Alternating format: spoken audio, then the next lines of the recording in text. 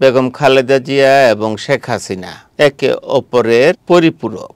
নিজ হাতে শেখ হাসিনা যখন তত্ত্বাবধায়ক সরকারকে সংবিধান থেকে তুলে দেন, এই তুলে দেওয়ার পেছনে যে স্বার্থটা কাজ করেছে যে আমি আজীবন ক্ষমতায় থাকব। সুপ্রিয় দর্শক, আমন্ত্রণ জানাচ্ছি মানবজমিনের নিয়মিত আয়োজন নিউজ এন্ড ভিউজ অনুষ্ঠানে। আপনাদের সঙ্গে আছি আমি লুৎফর রহমান। স্টুডিওতে আলোচনার জন্য আছেন মানবজমিনের জয়েন্ট এডিটর শামীউল হক। জনাব শামীউল হক, আপনাকে আলোচনা আমন্ত্রণ জানাচ্ছি। ধন্যবাদ আপনাকে। দর্শক, দীর্ঘ প্রায় 4 মাস পর চিকিৎসা শেষে দেশে ফিরছেন বিএনপি চেয়ারপারসন বেগম খালেদা জিয়া। তার সঙ্গে তার পুত্রবধূ ডাক্তার জুবাইদা রহমানও দেশে আসছেন। তিনি প্রায় 17 বছর পর দেশে আসছেন। ইনি রাজনৈতিক অঙ্গনে আলোচনা আছে, বিএনপির মধ্যেও উৎসাহ উদ্দীপনা দেখা যাচ্ছে। আজকে আমরা এই বিষয় নিয়ে আলোচনা করব। পাশাপাশি সাম্প্রতিক সময়ে ঘটে যাওয়া আরও দু একটি ঘটনা নিয়ে আমরা আলোকপাত করার চেষ্টা করব, আলোচনা যাচ্ছি। ঠিকই বলেছেন, দীর্ঘ 17 বছর পর বিএনপির ভারপ্রাপ্ত চেয়ারম্যান জনাব তারেক রহমানের সহধর্মিণী জুবাইদা রহমান দেশে আসছেন। 17 বছর কেন তিনি আসতে পারেননি, এখানে একটা প্রশ্ন। তার আগে বলে নেই, বিএনপি চেয়ারপারসন বেগম খালেদা জিয়া গত জানুয়ারিতে চিকিৎসার জন্য বাংলাদেশ ছেড়েছিলেন। তিনি কাল মঙ্গলবার সকালে দেশে ফিরছেন। এটা আমাদের জন্য অত্যন্ত সুখবর এই জন্য যে উনি মোটামুটি সুস্থ হয়ে দেশে ফিরছেন। একই সঙ্গে উনি দেশে ফেরার সঙ্গে সঙ্গে আমার বিশ্বাস রাজনৈতিক পরিস্থিতিটা কিছুটা হলেও চাঙ্গা হবে, রাজনৈতিক মাঠটা আবার আমরা আগের মতো দেখতে পাবো বিএনপির অন্তত পক্ষে। জুবাইদা রহমান 17 বছর দেশে আসতে পারেননি বিগত স্বৈরাচারী সরকারের মামলার কারণে। যতটুকু স্মৃতিতে আছে, তিনি আওয়ামী লীগ সরকার 2008 সালে নির্বাচনে ক্ষমতায় আসার পর জুবাইদা রহমানকে পাঠিয়ে দেওয়া হয় ঢাকার পার্শ্ববর্তী একটা জেলার স্বাস্থ্য কমপ্লেক্সে। সেখানে তিনি কাজ করেছেন। এক সময় উনি বাইরে গেলেন, তারপর ওনার বিরুদ্ধে দেওয়া হলো মামলা, গ্রেপ্তারি পরোয়ানা ইত্যাদি কারণে তিনি আর দেশে ফিরতে পারলেন না। সৌভাগ্যের বিষয় যে জুলাইয়ের গণ অভ্যুত্থান বলেন আর বিপ্লব বলেন, যাই বলেন না কেন, এটা সফল। এই আন্দোলনের পর জুবাইদা রহমানের মামলা প্রত্যাহার হয়, তিনি মামলা মুক্ত হন। পাশাপাশি সবচেয়ে বড় যে বিষয়টা, বেগম খালেদা জিয়া তিনি নিঃশর্ত মুক্তি লাভ করেন। তাদের দুইজনের সামনেই রাজনীতির দরজা ওপেন হয়। রাজনীতিতে একটা সময় ছিল বেগম খালেদা জিয়া এবং শেখ হাসিনা একে অপরের পরিপূরক।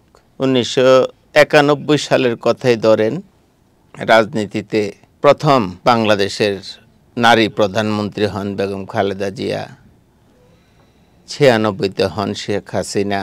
এভাবে একজনের পর একজন আসছিল, কিন্তু এতে ছেদ ঘটে 2008 সালের নির্বাচনের পর।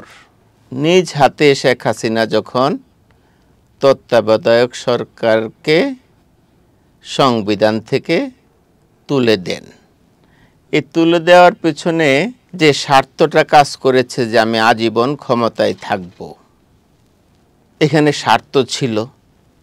অপরদিকে বেগম খালেদা জিয়া স্বার্থহীন রাজনীতি করেছেন। উনি আপসহীন উপাধি পেয়েছেন। আপসহীন উপাধিটা কখন পায় নিশ্চয়ই আপনার খেয়াল আছে, এরশাদ সরকারের আমলে 86-এর নির্বাচনে হাসিনা খালেদা উভয়েরই কথা ছিল এরশাদের অধীনে কোনো নির্বাচনে যাবে না। চট্টগ্রামের লালদিঘি ময়দানে বিরাট জনসভায় শেখ হাসিনা ওয়াদা দিয়ে আসছিলেন, কিন্তু ঢাকায় এসে রাতারাতি তিনি ৮৬ নির্বাচনে অংশ নেন। তখন থেকে বিএনপি অংশ না নেয়, খালেদা জিয়া তার কথা রক্ষা করায় তিনি আপসহীন উপাধি পান। যাই হোক, যেটাই হোক, আমাদের জন্য সুখবর, দেশের জন্য সুখবর, বেগম খালেদা জিয়া সুস্থভাবে দেশে ফিরছেন।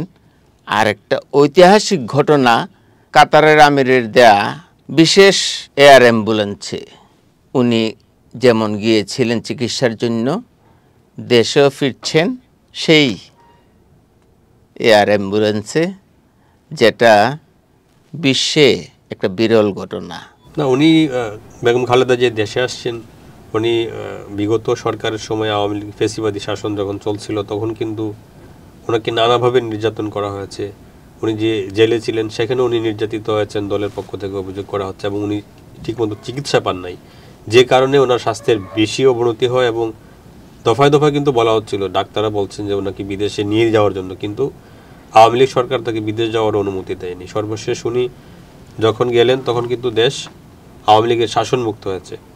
উনি যাওয়ার পরে এই যে 4 মাসের চিকিৎসা শেষে ডাক্তাররা বলছেন যে উনি আগের চেয়ে এখন অনেকটা ভালো আছেন। তো উনি চিকিৎসা পেয়েছেন, এখন সেটা যদি 2 বছর 1 বছর বা আরো সময় মতো পেতেন, হয়তো দলের নেতারা বলবেন যে সেটা আরো বেটার হতো, বা উনি হয়তো আরো ভালো থাকতে পারতেন। এই জায়গায় একটা বিষয় আমরা দেখলাম যে উনি কাতারের আমিরের যে বিশেষ এয়ার অ্যাম্বুলেন্স সেটাতে আসবেন, সেটা পরে নিশ্চিত করা হয়েছে। তার আগে কিন্তু ছিল বিমানের ফ্লাইটে করে আসার কথা। তো ওই ফ্লাইট কিন্তু লন্ডন থেকে সিলেট হয়ে ঢাকা আসার কথা ছিল। বেগম জিয়ার সম্মানার্থে বিমান কর্তৃপক্ষ বলেছিল যে সেটা লন্ডন থেকে ঢাকা আসবে, বেগম জিয়াকে ঢাকায় রেখে তারপরে সেটা সিলেট যাবে। কিন্তু খালেদা জিয়া সেটা সেই জায়গায় রাজি হননি। উনি বলেছেন যে যাত্রীদের কষ্ট হবে, আমার জন্য বিশেষ কোনো সুযোগ দেওয়ার প্রয়োজন নেই, উনি কিন্তু সেটাতে বলেছিলেন। এবং আমরা যেটা জেনেছি যে খালেদা জিয়া উনি গুলশানের ওনার বাসায় উঠবেন, ফিরোজায়, যেটা উনি যেখানে বসবাস করেন, এবং ওনার পুত্রবধূ জুবাইদা রহমান উনি ধানমন্ডিতে ওনার বাবার পৈতৃক বাড়ি আছে, ওনার মা সেখানে থাকেন, মাহবুব ভবন, সেখানে উনি উঠবেন। তো আমরা যেটা দেখলাম খবরে যে ওই বাসার নিরাপত্তা বাড়ানো হয়েছে, পুলিশি নিরাপত্তা দেওয়া হচ্ছে, দলের পক্ষ থেকে নিরাপত্তার ব্যবস্থা করা হয়েছে।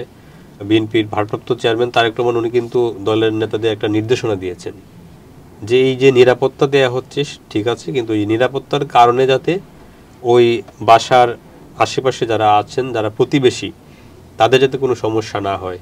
উনি বলেছেন যে এই যারা প্রতিবেশী তারা কিন্তু 17 বছর ধরে প্রতিবেশী আছেন, তারাই আছেন, তারা যেহেতু এতদিন কোনো সমস্যা করেনি, সামনেও করবেন না, তাদের জন্য যাতে কোনো ধরনের নতুন কোনো সমস্যা তৈরি করা না হয়। এটা রাজনীতির জন্য একটা নতুন বার্তা। আমরা দেখে আসছি গত 16 বছর রাজনীতি যারা করেন, একজন ওয়ার্ড পর্যায়ের সভাপতি, সাধারণ সম্পাদক, কিংবা ওয়ার্ড পর্যায়ের একজন নেতা, তার দাপটেই আশপাশের বাড়ি ঘরের মানুষগুলো অস্থির ছিলেন। এই ক্ষেত্রে তারেক রহমানের যে ভাষ্য কিংবা যে নির্দেশনা, সেটা সত্যিকার অর্থেই এটাকে সাধুবাদ জানাতে হয়। তিনি প্রতিবেশীদের কথা মাথায় রেখেছেন, শুধু তাই নয়, আমার মনে হচ্ছে যে তিনি ভবিষ্যৎ রাজনীতির কথাও মাথায় রেখেছেন। রাজনীতি করবেন দেশের মঙ্গলের জন্য, তাহলে ওনার দ্বারা, ওনার পরিবারের দ্বারা কেন মানুষের কিংবা প্রতিবেশীদের অমঙ্গল হবে? হয়তো এই চিন্তা থেকে তিনি সেটা বলেছেন, এটাকে সাধুবাদ জানাতেই হয়। একটা বিষয়, আপনার বেগম খালেদা যে কাল মঙ্গলবার যখন ঢাকায় নামবেন তখন কিন্তু তাকে বরণ করার জন্য দলের একটা প্রস্তুতি রয়েছে। নেতাকর্মীরা জড়ো হবেন বিমানবন্দর থেকে ওনার বাসা পর্যন্ত সড়কের দুই পাশে। তো দল থেকে নির্দেশনা দেওয়া আছে যে যাতে কেউ রাস্তা বন্ধ না করে মানুষকে দুর্ভোগে না ফেলে, এবং যারা রাস্তার পাশে দাঁড়িয়ে যেতে স্বাগত জানায়। ঢাকা মহানগর পুলিশের পক্ষ থেকে এরকম একটি নির্দেশনা দেওয়া আছে যে যাতে মানুষজন শৃঙ্খলার সাথে রাস্তার পাশে দাঁড়িয়ে ওনাকে বরণ করে। তো আমরা প্রতিবার এরকম নির্দেশনা দেখি, কিন্তু যখন ঘটনার সময় দেখা যায় যে মানুষজনের মধ্যে এক ধরনের আবেগ কাজ করে বা দলীয় নেতাকর্মীরা তাদের সেই নির্দেশনা উপস্থিতি বেড়ে যায়, তখন আর নির্দেশনা হয়তো পালিত হয় না এবং দেখা যায় যে মানুষজনের মধ্যে এক ধরনের একটা দুর্ভোগ তৈরি হয়, রাস্তাঘাট বন্ধ হয়ে যায়। তো আমরা আশা করব যে এই জায়গায় আসলে বিএনপি নেতাকর্মী যারা সংবর্ধনা জানাতে যাবেন তারা যাতে শৃঙ্খলার সাথে সেই কাজটি করেন। আর নতুন আরেকটি বিষয় আমাদের সামনে এসেছে, যেটা আজকে আমরা দেখলাম যে ইউরোপীয় ইউনিয়নের যে বাংলাদেশের প্রতিনিধি, উনি একটি অনুষ্ঠানে, ডিক্যাবের একটি অনুষ্ঠানে উনি কথা বলেছেন আজকে, এবং উনি বলেছেন যে নির্বাচন নিয়ে তাদের কোনো চাপ নেই, কিন্তু প্রধান উপদেষ্টা উনি যে সংস্কারের কার্যক্রম হাতে নিয়েছেন সেই কাজকে এগিয়ে নেওয়ার জন্য তাকে যাতে পর্যাপ্ত সময় দেওয়া হয়, তারা সেটা চান। সংস্কার আসলে বললেই হয় না, এটা একটা সময়ের দরকার। তো সেই সময়টা ইতিমধ্যে 8 মাস পেরিয়ে গেল অন্তর্বর্তী সরকারের। এই 8 মাসে সংস্কারের কোনো কিছুই কিন্তু আমরা দেখতে পাইনি, চলমান আছে। সংস্কার কমিশনগুলো তাদের রিপোর্ট বা প্রতিবেদন যেটা বলেন দাখিল করেছেন। ঐক্যমত্য কমিশন গঠন একটা করা হয়েছে, যেটার প্রধান উপদেষ্টা ডক্টর ইউনূস। সেই ঐক্যমত্য কমিশন সকল রাজনৈতিক দলগুলোর সঙ্গে বসছেন। এটা একটা চলমান প্রক্রিয়া হচ্ছে। এখন এই সংস্কার নিয়ে বিভিন্ন দলগুলোর মধ্যে মত পার্থক্য আছে। এটাও থাকবে না, হয়তো একটা পর্যায়ে সেটা শেষ হবে, চূড়ান্ত হবে, সবাই হাসি মুখে নির্বাচনে লড়বেন, নির্বাচনমুখী হবেন। কিন্তু যে বাকযুদ্ধ, রাস্তায় রাজপথে যে বাকযুদ্ধ, এটা কেমন যেন একটা অশোভন মনে হচ্ছে। শেখ হাসিনা তার 16 বছরের দেশবাসীর প্রতি যে তার নির্যাতন, নিপীড়ন, সেটা থেকে রক্ষা পাওয়ার পর যদি রাজনীতি সেই একই পথে হাঁটে, তাহলে এটা আমাদের জন্য দুঃখজনক, বাংলাদেশের জন্য একটা দুঃখজনক।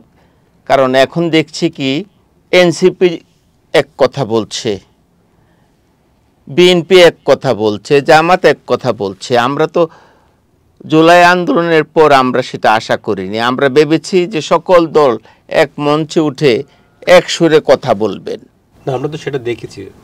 আপনার জুলাই আগস্টে যে আন্দোলন হলো এবং গণ অভ্যুত্থান হলো, সেই সময় কিন্তু সব দল একসাথেই ছিল। সব দল না, শুধু সাধারণ মানুষও তাদের সাথে যোগ দিয়েছিল। এবং আন্দোলনের পরে যখন সরকারের পতন হলো, নতুন সরকার গঠন হলো, তখন কিন্তু মোটামুটি দলগুলোর ঐক্যমতের ভিত্তিতেই সব কিছু হয়েছে এবং তাদের মধ্যে এক ধরনের ঐক্যই ছিল। কিন্তু যখন সামনে একটা নির্বাচন আমরা দেখতে পাচ্ছি, তার আগে কিন্তু দলগুলো সেই নির্বাচনকে সামনে রেখেই তারা তাদের নিজস্ব চিন্তা, দলীয় চিন্তা নিয়ে তারা মাঠে নামছেন, নিজেদের স্বার্থটাকে তারা আলাদা করে দেখছেন। তো সেই জায়গা থেকে অনেকে বলছেন যে এইসব কারণেই হয়তো দলগুলোর মধ্যে এক ধরনের বিভেদ সৃষ্টি হয়েছে। আমার কথা হলো, আপনারা বিভেদে জড়াবেন না।